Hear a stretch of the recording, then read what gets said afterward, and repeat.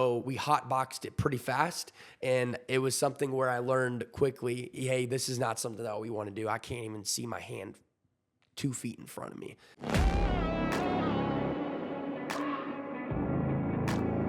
Thank God we're finally here. Took a long time, but yeah, I'm glad we were able to get this set About up. like 3 weeks to a month. So for those that are listening and watching right now, after my Chancellor Brewington episode I published, a couple days after I published that, I was supposed to interview Brandon Zohlen, DJ Buzz here. And then unfortunately, the day of, you texted me, hey, buddy, we have to push it back on ear infection. That ear infection lasted for like another week. So I had to push it back. And then you're busy that next week with your DJ gigs, which is what we're here obviously talking about. So, and then fast forward to now, we're here.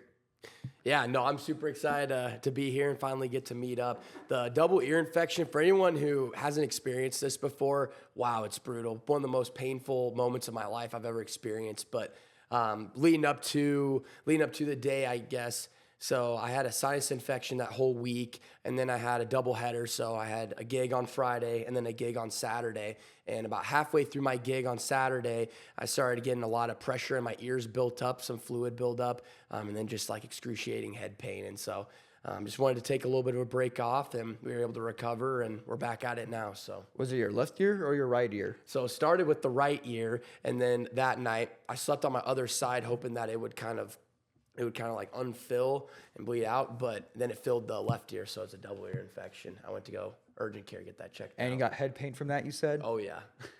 So how much? So what did it, when you went? You said you went to the doctor like Yep. after that second week. So were you just prescribed medicine for a week? Yep, so they prescribe you with amoxicillin. It's 10 days worth of the prescription. You're taking it twice a day, and it was literally on day 10 that it finally got better. Like, it was just every single day, wasn't making any progress. You're taking Tylenol, ibuprofen throughout the entire day just to help the pain subside so you can continue to work and just, do your everyday life functions. But finally, by day 10, it was like, okay, we're making progress here. Obviously, because as I said, we're finally here. Your ears are all good. You performed last night in Kearney. Yep. So we'll get into that. But I want to ask you this question. Do you know what DJ stands for? So DJ stands for disc jockey. And I wanted to ask you that question because I honestly thought you would not know the answer. But you got me there. And I never knew what DJ actually stood for. And I honestly believe some other DJs don't know what DJ stands for. So full transparency, I knew what it stood for because back in middle school, we did this project in my music class where everyone was assigned a role on a radio station team. And so that was when I was first introduced to the name disc jockey, DJ. And I thought it sounded so cool. What a cool job to have, to be the person kind of behind the scenes, picking the music that the people want to hear. And I heard that and learned about the role and thought, wow, that's incredible. If that's someone's career, like that is sweet. You learned that in middle school? That was in middle school. That was in 6th grade. I learned that. That's a really interesting story. Not going to lie. Do you know when the word DJ was founded, though? No idea. All right, I'm going to have you guess. I'm going to guess probably 1946. Earlier? Okay. 1919. Later. In between there. Okay. 1927. Older? Okay. Or no, younger, so. 1933. Very, very close. 32. Nope. 34. Very, very, very close. 35. 35. It was founded by American radio commentator Walter Winchell. Okay. And when I found that out, I thought DJ would be founded like in the late 70s, early 80s. Sure. But that's all I found out about the word being founded. And again, you are a DJ, so that'd be a fun topic to bring up. But besides, we will obviously talk about your DJ career. But I want to bring you here because obviously, as I said earlier and have been saying, I want to learn more about your DJ career. I'm curious about that and what it's like being a DJ in the small state of Nebraska and like how you guys cooperate with each other because obviously bars in Omaha and Lincoln, there a lot of people know some DJ names. I want to learn more about that. And then I also want to learn more about your background history. What do you like outside of the DJ table? What are you like? What's your personality like? How are you grew up? How are you were raised? So I just want to start off with your childhood. So what was it like growing up? Yeah, so growing up, I was born in Houston, Texas. I lived there till I was 6. We moved up to Omaha here. This is where my mom's family is. And so my dad's family, all in Texas, mom's family, all in Nebraska here. So moved up to be closer to my mom's family. And, it was good. I was just out of kindergarten, so at least I wasn't too far into my early elementary school years, but was able to make friends fast. I loved Nebraska, loved the schools I went to. I graduated from Millard West High School in 2019, and then went on to the University of Nebraska-Lincoln, where I had the pleasure and opportunity of meeting Connor here. So, Thank you for saying that. And more about, I want to kind of more like learn more about your childhood. So before, again, being a DJ, what were like your hobbies back then? Like, did you play any sports in elementary school or middle school or even high school? So my parents were really great about letting my brother and I try out a bunch of different sports that we were interested in. So a couple that stood out to me were baseball, football, wrestling, and then motocross. And so I had the opportunity to try out all of them. And I learned pretty quickly what I was maybe better at than others. For me, wrestling, I was okay at. Baseball, okay at. Loved football. I was a running back, outside linebacker up until middle school. And so I loved playing there. But the true passion was motocross always. For the listeners out there, that's racing dirt bikes. So I started riding motorcycles when I was 5 back in Houston. I got my first motorcycle was a 2007 Honda 50. And then when we moved up to Omaha, I started practicing consistently. I moved up to a KTM 50. And then shortly after, I started racing when I was 8. And So took off. you bring up like KTM 50 and the one you brought up before. So what's the difference between those, I guess, motocross vehicles that you just brought up? Like what's, Right. yeah. Yeah, so these are all the different manufacturers. So it'd be like Chevy, Lamborghini, Honda, Toyota. These are the different manufacturers. And then the 50, it stands for the cubic centimeter. So the size of the engine, basically how fast can the bike go. So the 50 will be the smallest bike that you start off on. And then you can go all the way up to 450 now. Back in the day, it was actually a 500cc, but now they go up to 450s. Was motocross big when you were competing in that in Nebraska specifically? Motocross has never been as big as your traditional high school sports like football, baseball, basketball, not even close. But for me, I mean, it was still big when you're racing, especially in the regional and national level. You're racing 39 other guys. They're 40-man gates. So you're racing 40 guys, and kind of how it works in order to work your way up to nationals. First, you have your area qualifier. You need to get in the top 10 of the area qualifiers in order to move on to regionals. Then in the regionals, you need to get the top 8, and there are a couple heats you have to do in order to get into the main event. So you're racing probably 160 guys in order to get the top 8 of the 160. Then you go on to Loretta Lynn Nationals, and that's like the Daytona 500 of racing. So when you make it to Loretta's, that's a big deal and something that you can take a lot of pride in. So how long were you participating in motocross for? So I raced from the time I was 8 all the way up until I was 16. My racing career ended when I tore my ACL, MCL meniscus, junior year of high school. Can you share a little bit about that incident? Yeah, so we talk about the different CCs of motorcycles that you race. And for me, at the time, I was racing a 125 two-stroke and a 250 two-stroke, both KTMs. I was sponsored by KTM, Cycle Zone KTM in Topeka, Kansas, actually. They were a great supporter of mine. But while racing these motorcycles, you also have the opportunity to race smaller bikes, okay? Picture like a smaller bike that maybe is designed for someone starting off, but you can race these bikes and win a lot of money doing it. So what I was doing was practicing riding one of these smaller bikes. And because they're called pit bikes, they're kind of designed to putt around in the pits, which is where you park and your vehicles are at before going onto the track. So just, kind of putting around in the pits.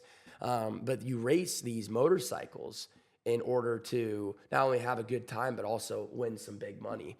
And so I was practicing on the big track, and I was jumping jumps that honestly the bike was not designed for. But I was going over the finish line jump of this motocross track, actually in Lincoln, Nebraska. It's on 70th and Cornhusker. and I was going over the finish line. There were super high wind gusts that day. I think I got blown by like a 35-mile-an-hour wind gust.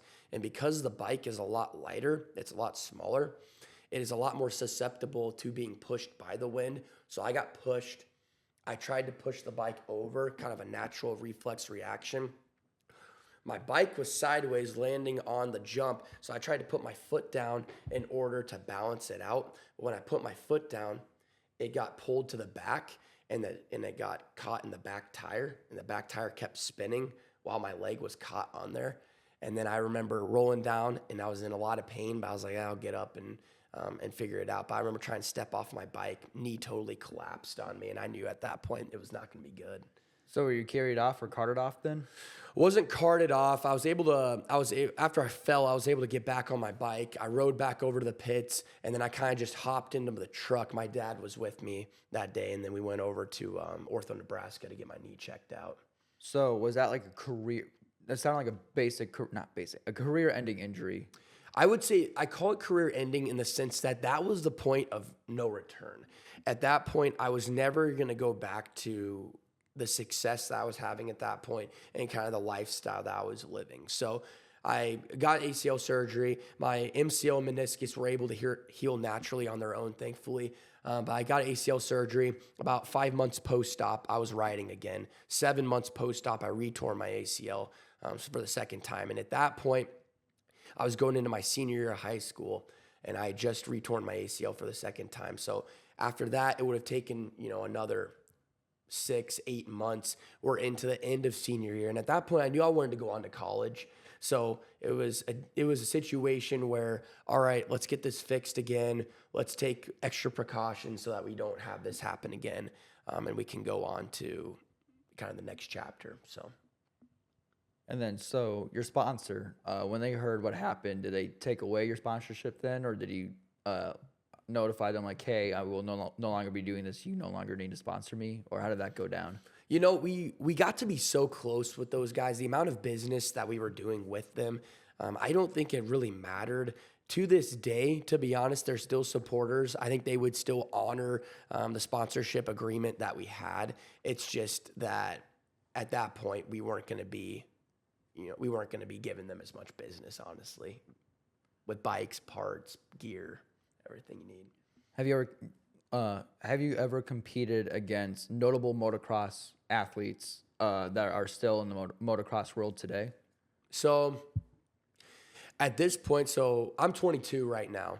And when you're 22, this is arguably the peak of your motocross career. I would say most professional motocross athletes are retiring by the age of 30 or sooner. It's very physically demanding on the body, on your knees, on your wrists, on your back, on everything. So it's kind of a short-lived career, almost like a running back in football. It's kind of a short-lived career, and honestly, just just from that. But I've raced some very fast riders from the Midwest. Some couple names that come to mind. Preston Taylor, he's currently a professional motocross racer. He's made it into a couple of the main events for the Supercross, for motocross. So that's huge, and I'm super happy for him and his success. It's fantastic. He's probably the fastest guy I've ever raced against. I never beat him, not once. There were a couple of times that I led laps against him, where we would be in a race. Let's say it's a 5-lap race. I would get the whole shot, which the whole shot is the first guy to the first turn out of the starting gates. I would get the whole shot. I would lead maybe 3 laps. And then finally, he would find a place to pass me on the motocross track. So I would say he's probably the most successful racer I've gone up against. The most famous professional motocross racer right now is Jet Lawrence is his name. And Jet Lawrence, Hunter Lawrence, they're brothers. They're both from Australia. So obviously I wouldn't have had the opportunity to race those guys growing up. My favorite professional motocross racer of all time is Ryan Dungey. He has retired probably at this point 6 years ago or so. So he's been out of it for a while now. But I just always looked up to him from his style. He was always so smooth. They called him the Diesel because of how consistent he was He may not have been the fastest guy on the track, but he was the guy who was going to be there every race. He was going to be putting in laps. He was going to be finishing consistently. And for that reason, he was very successful in winning championships. So would you consider him like the Tom Brady of motocross? I wouldn't consider him the Tom Brady. I would say the Tom Brady of motocross is Jeremy McGrath is his name. And Jeremy McGrath invented the knack-knack. So the knack-knack is a freestyle motocross trick. And what's ironic about that is this guy is a professional motocross racer, right? Not a guy who's going out there and doing backflips and doing all the crazy tricks you think of. But he was so talented on a motorcycle that one race, final lap, he wanted to give everybody a show. His nickname was Showtime, Jeremy Showtime McGrath. So going over one of the larger jumps on the track, he pulled that out and invented the knack-knack. Pretty cool. But he's the winningest racer of all time in America, anyways. And with the pro motocross kind of events that they have in the United States. Ricky Carmichael is another huge name. He's considered the GOAT. Even though he's not the winningest, he's considered the GOAT because of how fast he was and how successful he was. So those are two I'd say with the most successful racers of all time. You do a really good job explaining everything. Like, I'm not a motocross enthusiast by any means, or like at all, but I just want to you do a phenomenal job explaining all that, and I really appreciate that. Thank you. Yeah, it's a passion, and so I feel like you gotta know your stuff with it for sure. So did your siblings partake in dirt motocross? I was trying to say dirt bike. I can't even say it, dirt bike riding. But yeah, so did your siblings? It's a tongue twister. It is a tongue twister. So I have one younger brother. His name's Dominic. He's currently going into his senior year at GCU in Arizona.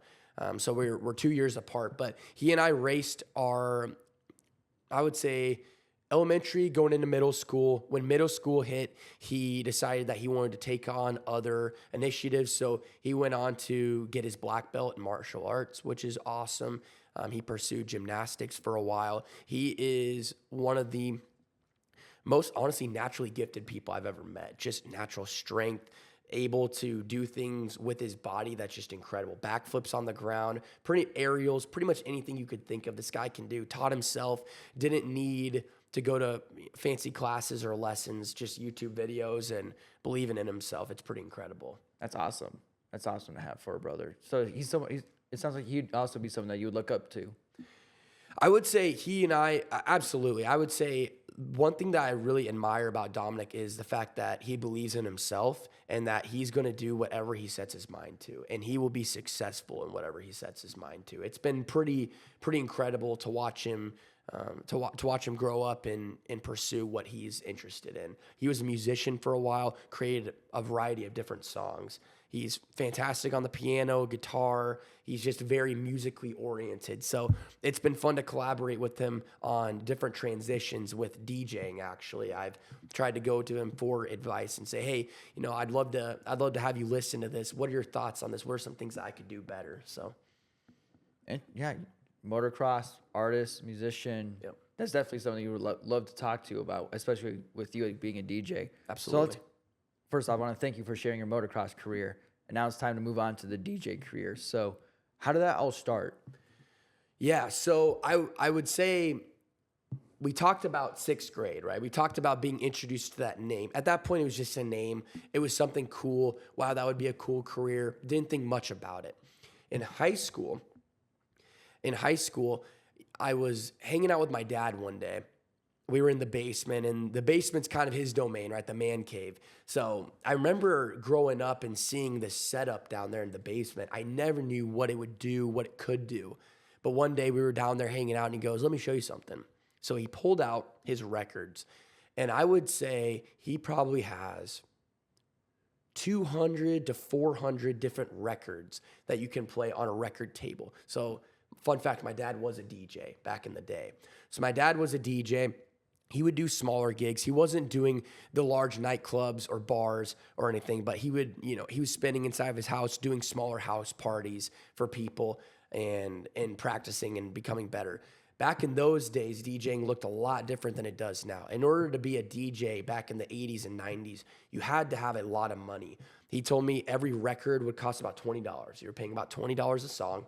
He said the most he ever paid for one song was $160 for one record. And again, this is back in the 80s and 90s. So for today's standards, he probably paid anywhere between $250 to $300 to own one song.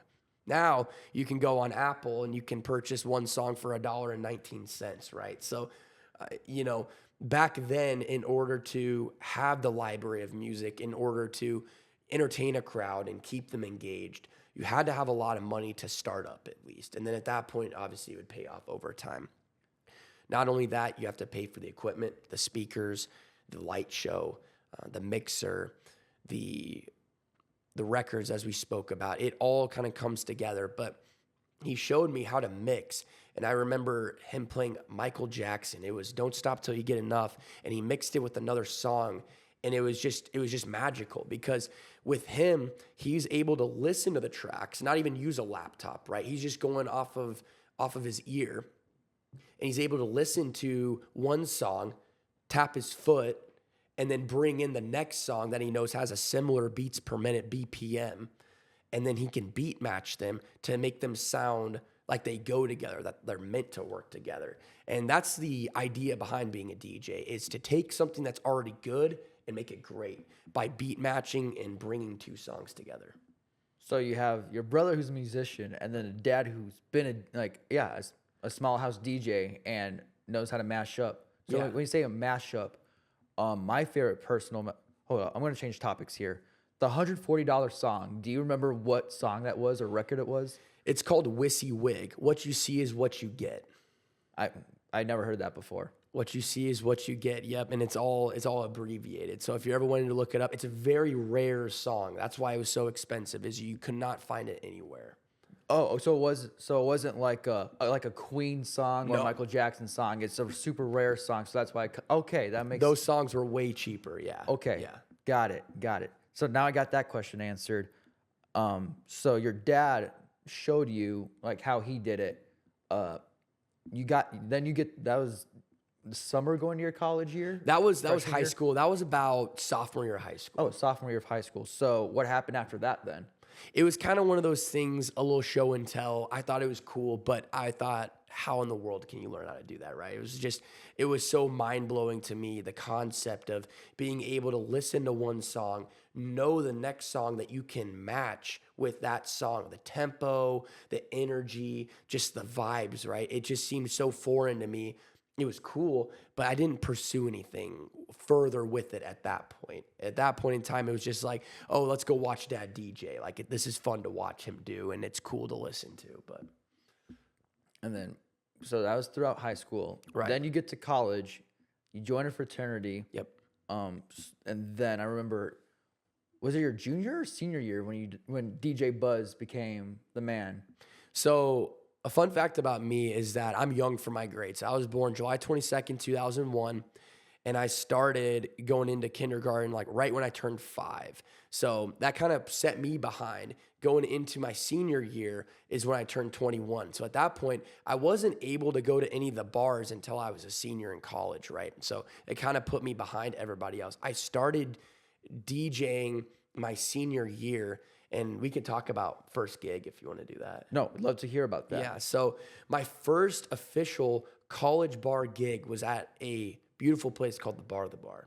So what the story goes is I was DJing a wedding. This was a friend of a friend I got recommended to. I had the equipment to do it at the time. And I had the skills at this point as well to at least do a wedding, which a wedding requires a lot of MC skills, not as much beat matching and song mixing skills like you will see from a club or bar DJ.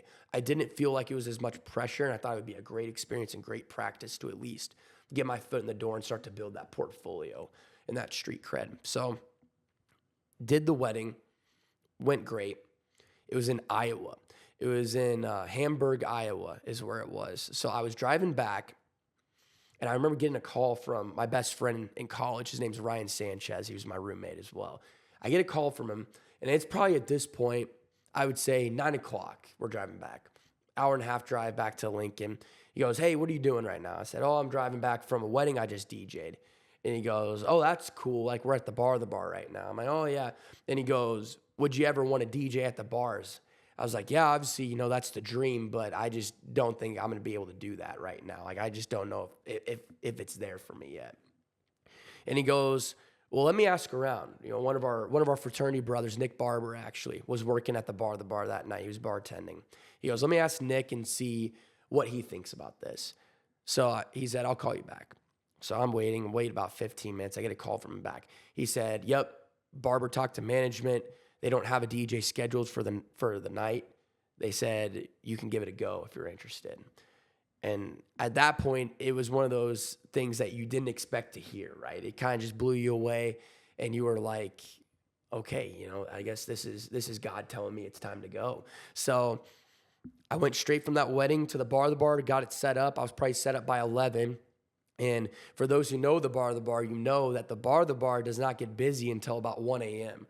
It is a 1 hour hot streak from 1 a.m. to 2 a.m.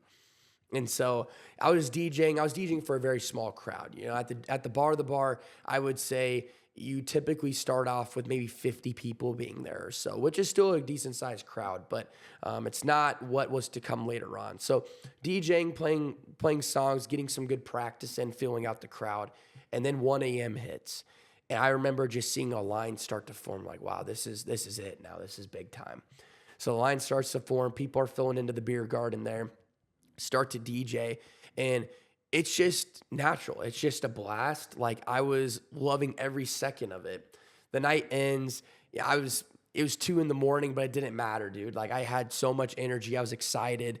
And it was something totally new and something I'd always wanted to do. So, you know, I was just living the dream at that point. I remember the bar manager came up to me and said, hey, we got great reviews. We want to start having you come back a lot more often now. And I said, okay. So we exchanged numbers.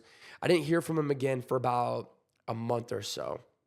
He reached out and said, hey, we've got some openings available for when school starts around August. And I said, okay. So then we started filling in more spots. So then the bar started. And that's how I got my foot in the door at the bar. That was my first college bar gig. Then some time went on, and I had a friend who was good friends with the owner of the Royal Hookah Lounge. And so there was one night that we were at Harry's Wonder Bar, which is right next to the Royal Hookah. And he told me, hey, I want you to meet the owner. They're interested in having a DJ come in here. And I said, okay, let's check it out. So I go and I talk to the owner of the Royal Hookah, told him my story, told him my DJ for the bar, and I've done a couple weddings up to this point as well. He said he was interested and he wanted to have me come. The thing about the Royal Hookah Lounge is they're open until 4 a.m. So they're not open until 2, they're open until 4 because they're not serving drinks. And from 2 to 4 a.m. is when they're the most busy. So this kind of unlocked a different form of DJing, right? You're going to be up until 4 a.m.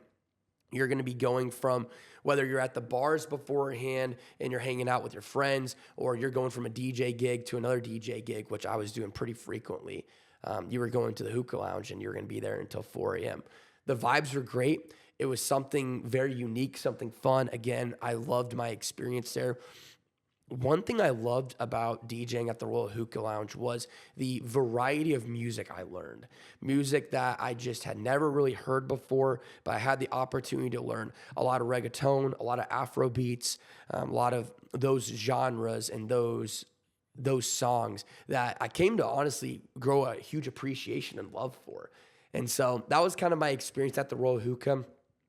And I would continue to do that gig all throughout senior year. And when you're doing those gigs, you're still bringing in your equipment. So with those gigs, I'd get home around 4:45, 5, would want to eat like a late night snack. So I wasn't going to bed till about 6:30 in the morning on those days.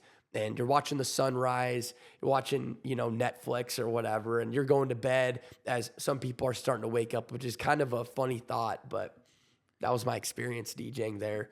And then at that point, it was honestly, and I want to give a huge shout out to my friends and everybody that I met in college, because truthfully, I would not have been able to build the brand if it weren't for them.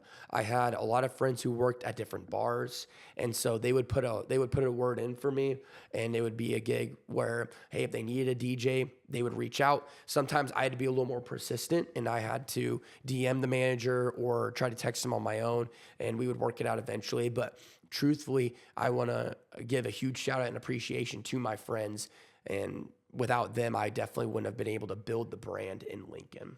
So you brought up the bar, and the Royal Hookah, which are bars in Lincoln. Right.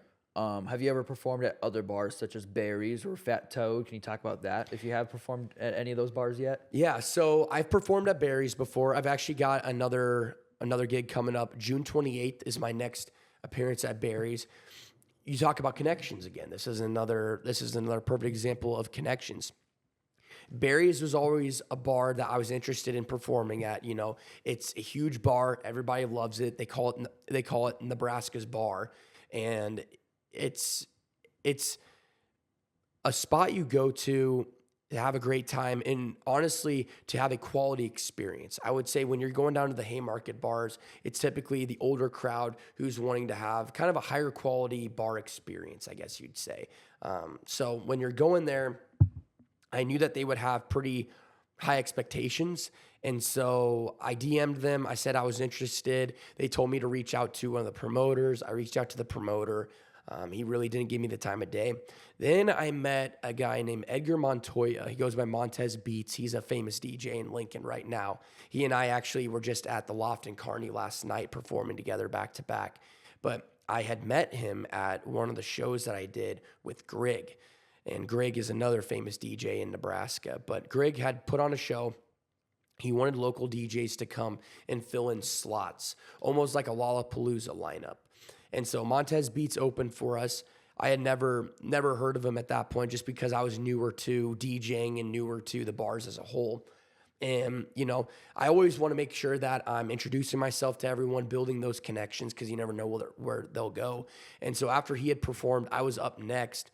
But while we were doing sound checks and getting ready at the Royal Grove, I just introduced myself and kind of told him my story quickly and how long I'd been DJing and, my involvement in college. And so we were able to relate on that right away. And then I remember we both got done with our sets and then we stood outside the Royal Grove talking for a good probably 15, 20 minutes, just, learning more about each other's experiences and kind of where we're wanting to go with DJing, exchanged phone numbers. And then I remember telling him, I'd love to do Barry's. That's on my bucket list. And he goes, I've got a gig coming up soon. How about we do it back to back? And I said, that would be fantastic. So Montez Beats invited me to go back to back with him at Barry's. And that was my first foot in the door at Barry's. And then after that, the staff got to know me. The manager appreciated what she heard. And so then she kind of put in a word for me with the promoter. I got in a couple other times and then we've been building the reputation ever since with Barry's. I've had the opportunity to DJ at Brothers as well, Brothers Bar and Grill, one of my favorite bars in Lincoln. There's a couple reasons for it. It's big. They have fantastic drink deals. The vibes are always great. And it's just a college bar, right? It's a place that you go to hang out with the guys or just to go meet people. So I had the opportunity to DJ there. Duffy's is another one that comes to mind. Duffy's was one of my favorite bars to DJ at in college because every Thursday they had college nights. And for me, I would say my bread and butter, my specialty is tailoring towards the college crowd. I feel like being in the fraternity and learning the type of songs that people wanted to hear really set me up for success DJing in a college town and at the college bars. So I've DJ'd at Duffy's as well. And then right now I'm trying to kind of build my brand and establish myself in Omaha.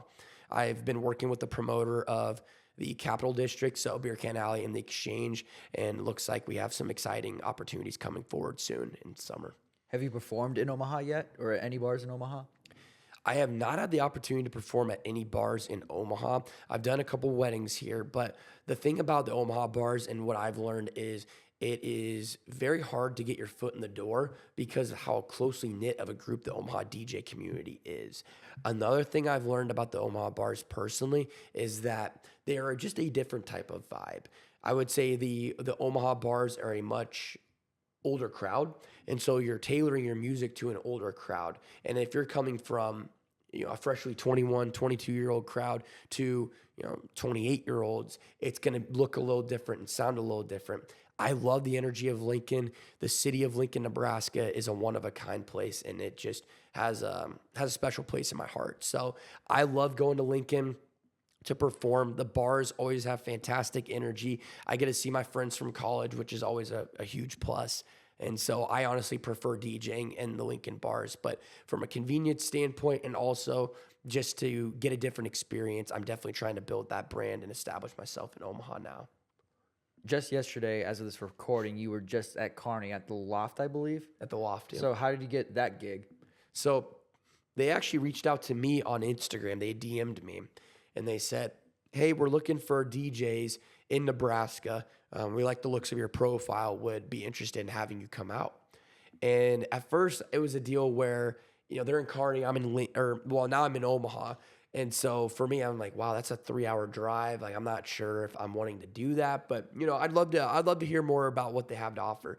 Well, then I started looking at their Instagram and looking at them online, and wow, the vibes of this place were just incredible. If you're from Lincoln and you're listening to this podcast here, you are familiar with the Brass Rail. This would be the Brass Rail of Kearney. And so just the environment, the light show, the sound system, the staff, everything phenomenal, incredible place. I would recommend traveling to Kearney, Nebraska just to go to the Loft because of how much I'm in love with that venue. So you perform at the Loft. It's probably like 1 or 2 a.m. at the end of the night. Do you end up driving back to Lincoln or Omaha, or do you end up spending the night in Kearney? Yeah, so the bars in Kearney, Nebraska close at 1 a.m. That is actually the city policy, which in Lincoln, Omaha, it's 2. So that's a bit of a change. I always commute back to Omaha. So it's a heck of a drive. You're getting home around 3:30, 4 in the morning.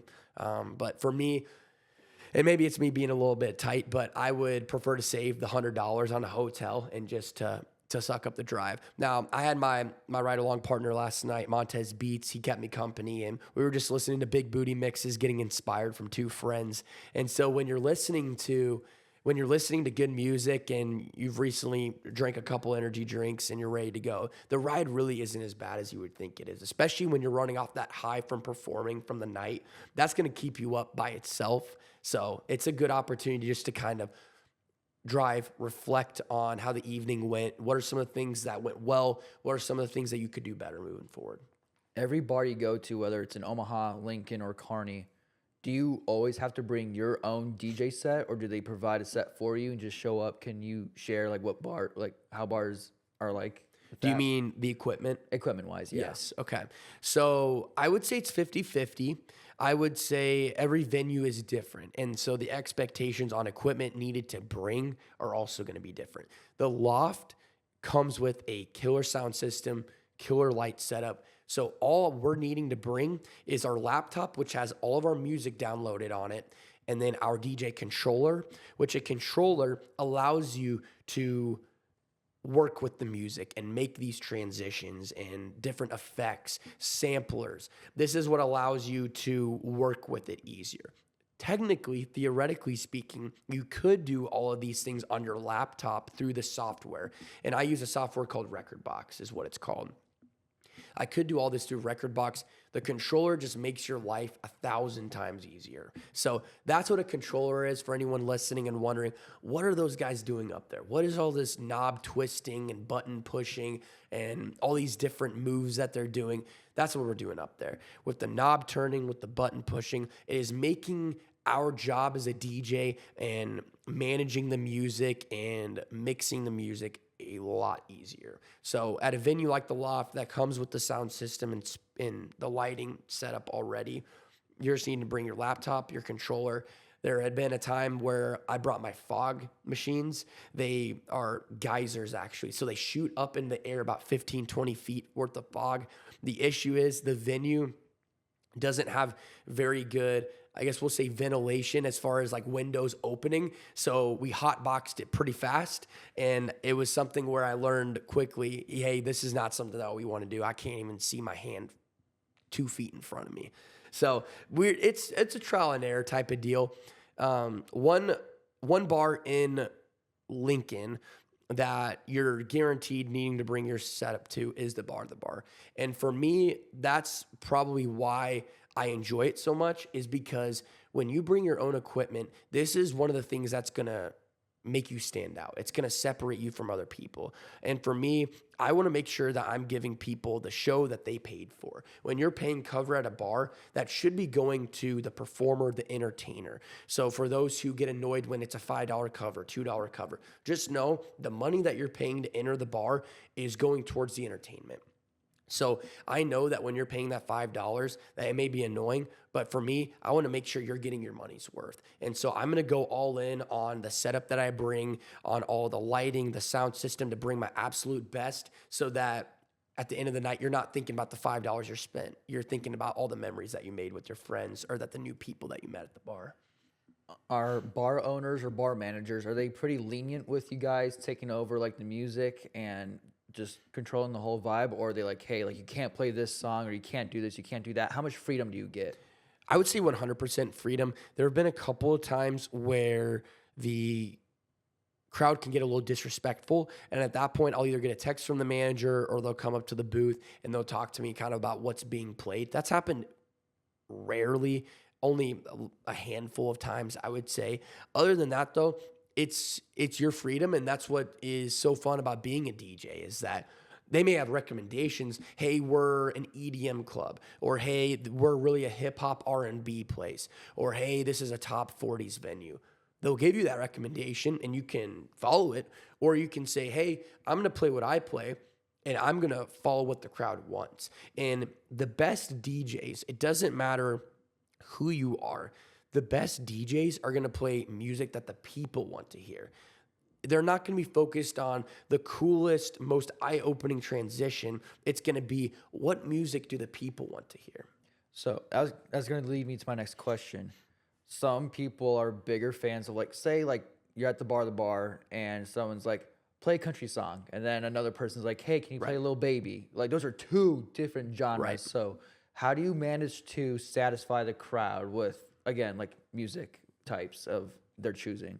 Right, and you're going to get that a lot. You're going to get a lot of song requests. You're going to get a lot of upset people when you don't play the music that they want to hear. That is your job as the DJ. You are getting paid to make that judgment call on whether or not you think that that's a good song to be played. And so for me personally, I'll tell them straight up if I'm going to play their song or not. If they recommend a song, I'll say, yeah, I have that, or no, I don't have that. And then if they get mad, that's okay. But it's your judgment call to make, and it's your reputation on the line. It's not theirs. If you take the crowd from dancing, having a great time, to everyone standing around staring at the DJ, wondering when this song's going to end, again, that is the DJ's reputation on the line, and not whoever wants to hear their song they like to listen to when they lift. So what are the most songs that you have played, like every night you perform, you're like, all right, someone's going to request this song, or I know for a fact I'm going to play this one? Are there any specific songs that you can think of right now? It's always changing, right? Because new songs are coming out, new artists are appearing. It's always changing, and so you have to be adaptable. I actually use a streaming service called Tidal for any songs that I may not have that I can play. Now, when I spoke earlier about telling people when I don't have a song or do have a song, most likely I would say 95% of the situations I would have the song. But if I know that that song's not going to fit the energy, I'll just tell them that I don't have it, so that they don't give me a hard time, or that they don't, most importantly, keep coming up to the booth and wasting their time and wasting my time.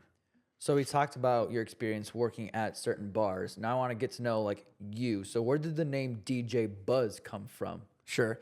So in college, my nickname was Buzz with the fraternity. So I had the opportunity of joining Sigma Chi as a freshman coming into college. And in my pledge class, I remember one day, it was Chris Karmazine, actually, if Chris listens to this. Chris Karmazine came into my room one day and said, hey, has anyone ever called you Buzz? And I said, no, back in high school, people would call me BZ because of my initials. And he goes, okay, I'm going to start calling you that.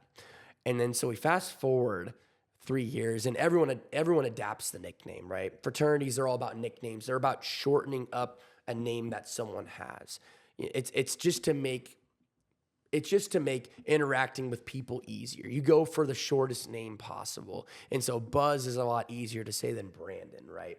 And so Buzz took off, and so then it didn't matter who it was. If it was the boys, if it was girls at Frosh's or Formals, like I just went by Buzz in college, to be honest. That's just what I kind of accepted. But that is why I transferred that name then over to DJ Buzz. And when you think of Buzz, I think that, you think of having a good time, right? Having a good time at a house party or at the bars. And so I thought it went hand in hand, the DJ Buzz. Now, a fun fact for you about the nickname, and this is kind of funny. It wasn't until my senior year. So Chris came up with the nickname freshman year, and then we go into senior year. It's senior year. We're at the bars. We're talking. And he starts laughing just out of nowhere. And he goes, I never told you why I started calling you Buzz. And I was like, no. I'm like, I figured it was just because of my initials, BZ. You fill in the gaps with the BUZZ, and then you have Buzz. And he goes, no, that's not it. He goes, the first college party that we had, when it was all the guys getting to know each other and drinking, I noticed you weren't drinking, and I thought you were a buzzkill. So Buzz was short for buzzkill. And so that's how the nickname was created. That's really funny, actually, because the BZ thing you told me when you were called that in high school, that makes total sense. But no, then fast forward to your senior year. Right. I know Chris too, so that's a good way. So it was very funny. I'm not gonna lie. Like that was good on Chris, and I'm glad he shared that with me. And so it is funny to tell people about, because I would say college, best 4 years of my life up to this point, and I learned so much. Who I was in high school, I would say, is very different than who I was in college, in the sense of my morals stayed the same. None of that ever changed. But I would say my motivations, my pursuits looked a lot different in college than they did in high school. And so going into college, I was still my high school self, right? This is the first weekend of college. I hadn't even stepped foot on any of the classrooms yet. So at that point, I was something where, for me, I didn't party much in high school, to be honest. I was focused on racing. I was focused on working and prioritizing those things. But for me, partying wasn't as big of a priority. Fast forward into college, obviously you join a fraternity, and it's a social fraternity. And so you're going to get those social gatherings and the opportunity to do that. Not that was something I prioritized, but it was certainly something I enjoyed. And so fast forward, I actually became the social chair of my fraternity eventually. And so it's a little ironic that the nickname was Buzzkill, when later on, I was the one who was actually, crafting, creating, coming up with the different social plans that we had for the year. I know you don't wear your infamous Purge mask all the time, but it's in your marketing pictures. Sure. And on your social media accounts. So where did that Purge mask come from? So the Purge mask came from, and it's a combination, right? It's not a Purge mask, and it's not a masquerade mask. So it's like a Purge masquerade mask. So how it even came to be, though, we had a masquerade party for Sigma Chi sophomore year. And I remember scrolling through Amazon, actually. I was scrolling through Amazon, and I was like, oh, what could I wear that would be like fun, cool? I came across this mask, and I'd never seen something like it before. It was a neon mask. It's battery powered. And so it's something where you can just put the battery pack in your back pocket, and it'll light up the mask. I thought, that is cool. So I got that mask to bring and wear to that party while I was DJing it, because kind of how the DJing began was I bought a board, and then I started DJing our fraternity parties. And so that's how I started to get the practice in and the experience DJing in front of a crowd to then bring to weddings and eventually bring to the clubs and bars. So the masquerade Purge mask was from that masquerade party we threw. And then I thought, what's something that could set me apart and make me different from other DJs? And it's something where you want to establish your brand, wear something that people are going to remember you by, almost like the marshmallow head. And so I thought, dude, I'll just wear this mask. Like, this is kind of cool. I'll wear this around while I DJ. And the peepholes in it were probably like this big. I couldn't see anything. So I remember I had to do a lot of customization to the mask to make it ready for the club and bar performance. But afterwards, it ended up turning out well. And I enjoy wearing it on, we'll call it special occasions, when there's a large crowd, when I'm deep into my set and it's going smoothly. I always like to throw on the mask for those types of events. Certain bars, I won't pull it out just because it doesn't make sense. But when it's a venue where the DJ is kind of almost the center of attention and everyone's looking towards the DJ, in a situation like that is when I like to bring out the mask. Is it hard at all to balance your work life because you have a full-time job and the DJing is your side gig? So is it hard to balance that really or not really? So that's a great question. Right now, I'm a workplace advisor at Gallup. So I do sales for Gallup. And it's a traditional 8 to 4 job. I'm working 40 hours a week. And it's easy to balance in the sense that DJing is for the weekends and Gallup is obviously on the weekdays during the days. So it's easy to balance in that sense. Now, what becomes difficult is you're used to going to bed early, waking up early all throughout the week, and then it totally flips on the weekends. And all of a sudden you're staying out till 4 a.m. and you're sleeping in until 1 p.m. the next day in order to get enough sleep to move on. And so the sleep schedule gets messed up, and I would say that kind of interferes a little bit. But as far as being able to balance the two, it's pretty easy to do, honestly. Are there ever days where like you're assigned, like you have not a due date, you have a date of your being a DJ. The day comes and you're like, I'm gonna be honest, I don't want to do this, but I'm going to do it because I signed up for this. Do you ever have days like that? Honestly, Transparently, yes, there are days like that. For me, they build up. So what I mean by that is when you're working full time and then you're DJing, I mean, I'm probably working close to 55, 60 hours a week, right? And when you're doing that every single weekend, month after month, it really starts to add up after a while. You're not getting much sleep. You're not getting much time to just relax and watch TV. You're constantly in the lab coming up with new mixes. So I get off of work, I like to work out, and then I go in the lab and I start to work on new mixes, and then I go to bed, right? That's the traditional kind of day-to-day lifestyle during the week. So it becomes a grind after a while, and I'll burn myself out, and that's on me. And when I notice I'm starting to burn myself out and I'm getting sick, kind of like I am now, getting sick a little bit, that's the time when I know I need to take a step back and, hey, this weekend, I just need to have a me weekend where I'm doing nothing at all. I'm sitting, I'm relaxing, and I'm just enjoying time with friends, with my girlfriend, with my family, whoever that might be. That was my next question. So you talked about balancing your work life and your DJ life. What about like your personal social life and especially your family time as well? Right. How do you balance all four of those together? Yeah, so with the personal life, it'll get in the way a little bit, obviously, with DJing. Now, again, we go back to my friends are the absolute best. I feel completely blessed to have the friends that I do, my amazing girlfriend, Teresa, my family that backs me. I'm so blessed and so grateful to have the network and support that I do have. And so for me, people will work with me in the sense that they'll come support me, right? If I'm DJing on a Friday or Saturday in Lincoln, a lot of my friends will come out. They'll be there to support me. We'll talk and catch up a little bit, and then I'll see them later on. I like to get lunches and dinners with people, and so that's, I'd say, how I keep in touch, whether that's during the week and I'm hanging out with Omaha friends or on the weekends in Lincoln. I always like to get lunch and dinner with people to stay in touch, and that's kind of our time to connect, I would say. And then there are those weekends, too, where I like to take off and spend some time with my friends, with my family, with my girlfriend. I would say Sundays, honestly, a lot of times are family time. For me, I'll come back from the weekend of DJing and then I'm spending time with my family, and whether we're going to church or whether we're going out to dinner or doing projects around the house, I love spending time with my family. I think those relationships are so crucial and something that I value more than anything else. So we talked about practically your current, like how you came to this moment and then what places you've been performing at lately.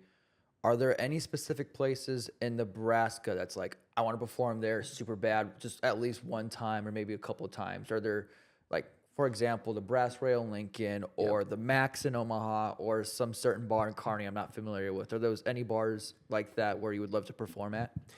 Honestly, the Brass Rail would be incredible. It is extremely difficult to get a DJ gig at the Brass Rail because the owner prefers to do all the DJing himself.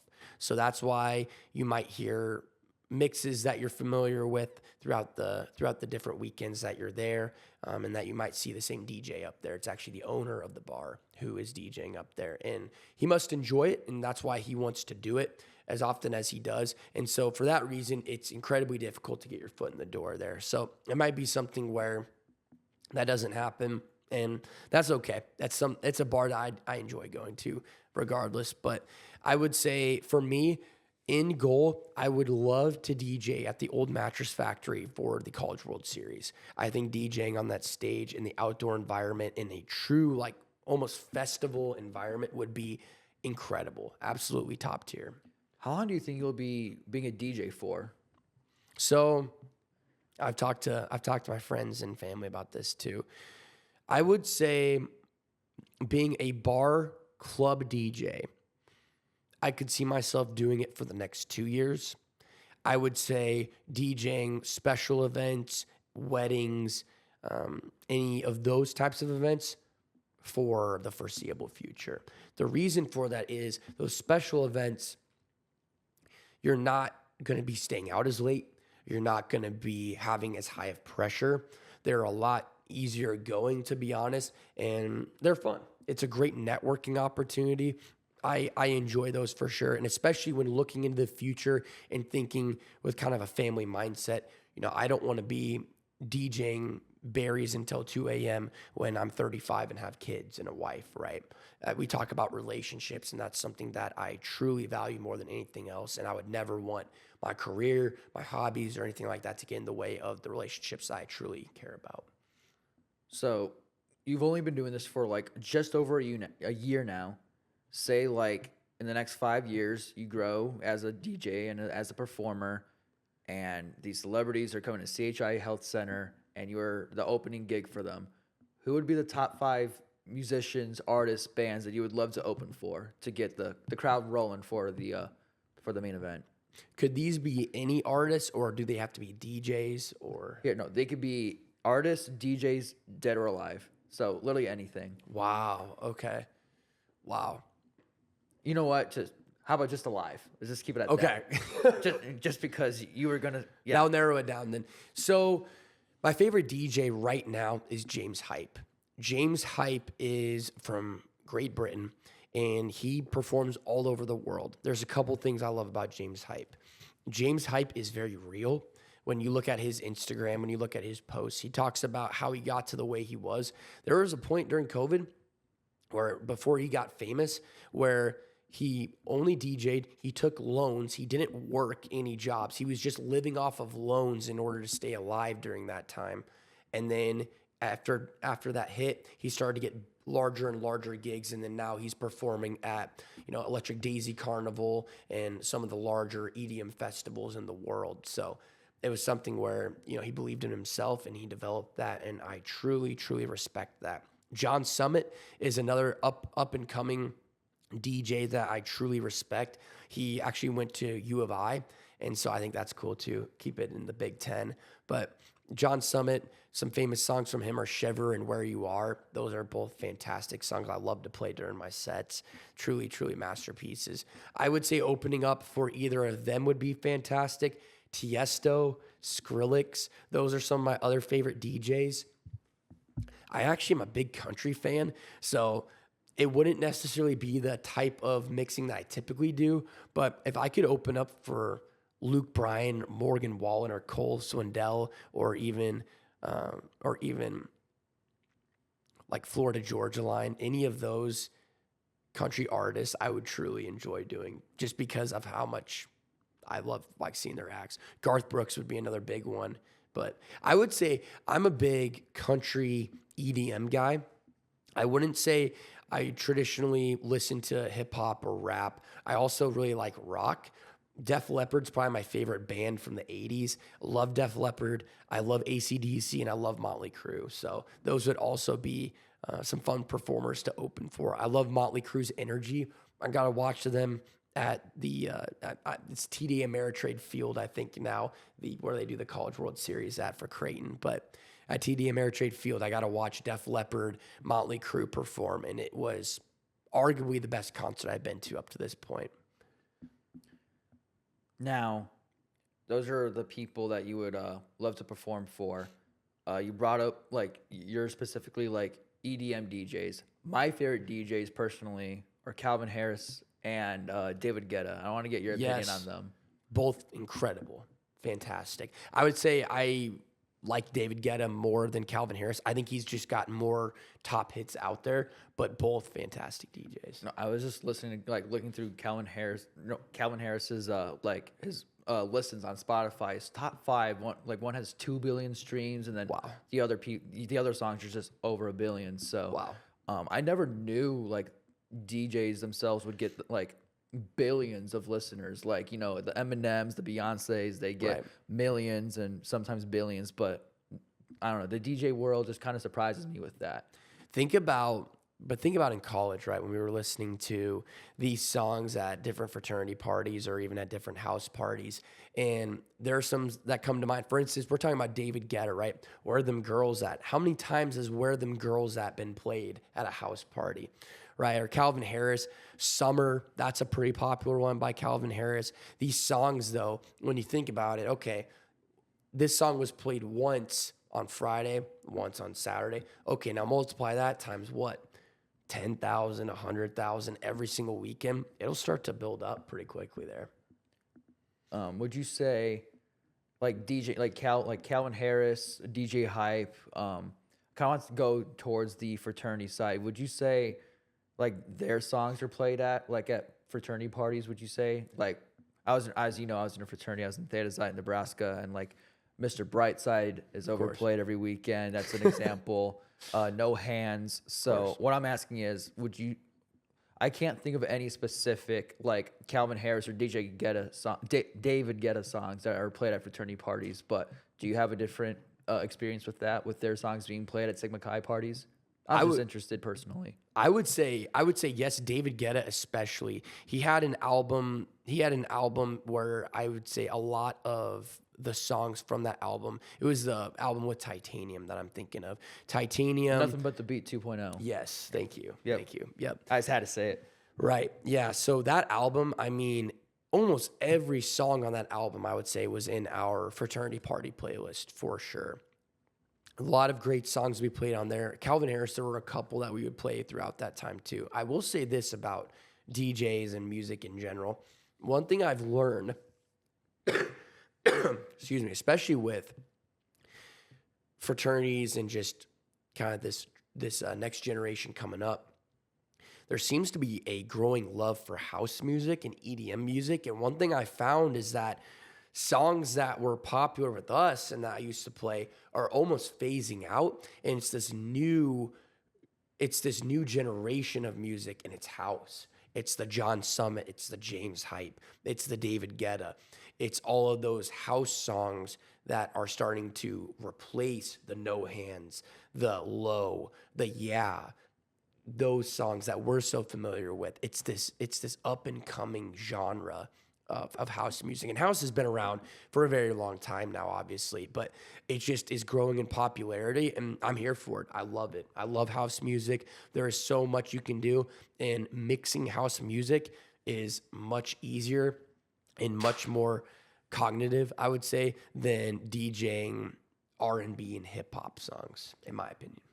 This is the last topic I want to talk about, and it is the DJ community in the state of Nebraska. You kind of talked about DJ Greg and Montez Beats. Yep. So what was your first impression? How did you meet them? How did it all start with like you guys coming together? Yeah, so I would say meeting these guys was just through different events, whether it was at a bar, whether it was even on campus. I would meet, it was friends of friends. It was just networking, right? I remember with Greg in particular, the first interaction I had with Greg was I DJ'd the frat DJ battle at Barry's in 2022. Yep, 2022. It was my senior year. I actually won the frat battle. And so the Barrys posted it on their Instagram, and then I reposted that, and Greg started following me and swiped up and said, "Congratulations." And so I was like, oh, that's cool. I had heard of him before. I had seen him perform before. And I was like, wow, for him to say that, that's a huge compliment. Then about 2 weeks to 3 weeks later, he reached back out to me, DM'd me and said, hey, would you be interested in performing at one of our lineups, at one of our sets that we have coming up? And I said, absolutely, would love to. It's at the Royal Grove. And he said, okay, you'll open for everybody. I said, okay, I can do that.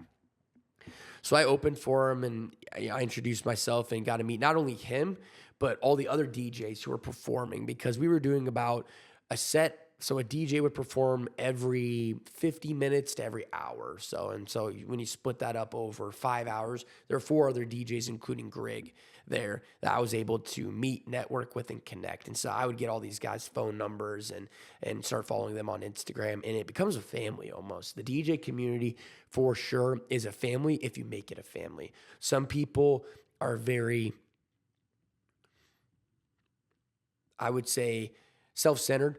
They care only about themselves, and they're willing to burn bridges and ties if they need to. But most of the DJs that I have met, they're just fantastic individuals. So much creativity, so much drive that goes into it. Not everyone can be a DJ, and I'll definitely say that. I think it takes a certain type of drive and certain type of personality in order to be successful in that career. Who would you say is your closest DJ friend? Montez Beats, for sure. He and I have had the opportunity to go back to back a couple of times. We call it B2B in the industry. And so it's where he'll play a song and then I'll play a song. And we talked about when you get to a certain level, you no longer need to look at your laptop and look at when the wavelengths are going for you to beat match. You can just go off of your ear and start tapping your foot like my dad did for the first time when I watched him. You can listen to these songs and then start to think, okay, at this point is when I'm going to start bringing it in. I'm going to start slowly fading it in, and then I'll give him a tap on the shoulder, and he'll know that he'll start fading out. And so it just works. It just works like clockwork. So it's like Michael Jordan and Scottie Pippen working together. You could say that. In the DJ world, though. Right. So you and Greg and Montez Beats, those are the 3 DJs I know I'm most familiar with. Obviously, I know you the best.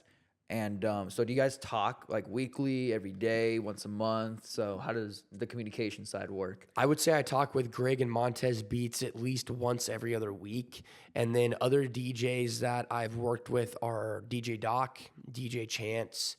I've worked with Deal Beats is up and coming. I've worked with DJ Matt Corleone. There's quite a few DJs that are in the community, and again, all great people, and it's so fun to listen to them and their skills and what they bring to the table. So I would say Montez Beats and Greg are definitely the 2 that I'm closest with and I communicate with the most, but I definitely will reach out to the other DJs when we have gigs coming up that we're working together on. You brought up the Royal Grove earlier, which is owned by Greg now, correct? Correct. And I totally forgot how Summer Rae came a couple months ago. Yes. You were in that lineup, right?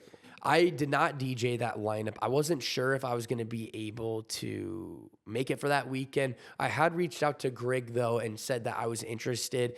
It just didn't end up lining up. It was kind of a too late type of deal. Now, I did have the opportunity to go and watch Summer Rae, and that was it was a great memory and fantastic opportunity. How long did she perform for?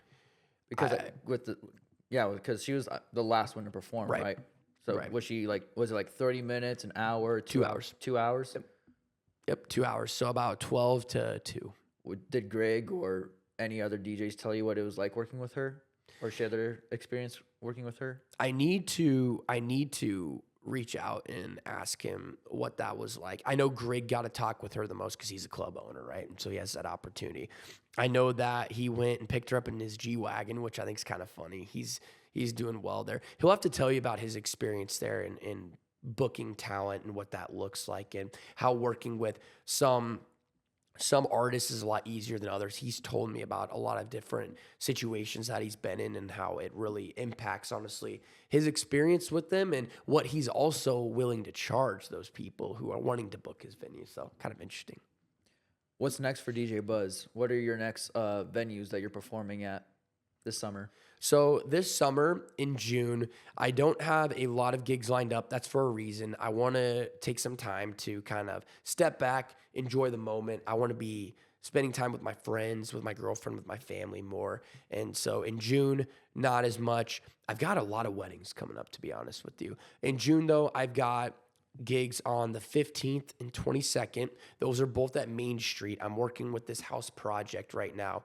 With Montez B2 spearheading it, along with a couple other local DJs in Lincoln and Omaha. And we're really trying to rebrand Main Street and make it more of an EDM venue on Saturdays, a place where people can go to listen to EDM, because there's not really a venue for that currently in Lincoln. And so to give them that experience is something that we thought would be cool and unique. And so we're doing that right now. And then on the 28th, I'll be at Barry's. But like I said, starting in July, August, September, October, it's going to be heavy wedding season, honestly. So right now, I'm spending a lot of time meeting with couples, creating their playlists, making sure timeline's in order, getting everything set up there. So I would say that's actually taking up a lot more of my time. I will say this, something exciting. I'm about to drop my first mixtape on SoundCloud as DJ Buzz. It's an hour, 6-minute long mixtape. And so it's coming very soon here. I'm dropping it next week, actually. That's I didn't even know that, like, at all. No, that's super exciting, dude. No, by the time this episode comes out, maybe if it comes out earlier, I'll make sure if it does come out, I'll put it in the description. Likewise with the dates you have with performing at Barry's and the other venues. But other than that, dude, you answered all my questions. I want to thank you very much for coming on the podcast. Is there any last words you want to share with anyone? Any self-advertisement, any motivational words that you want to share? Yeah, I would just say for all the listeners out there, if you have a passion, a hobby, something that you want to do but just don't know how to get started, take the chance, right? With DJing, it was something that started off as something that my dad did that I truly admired and respected about him, but didn't know how to get into the market or start.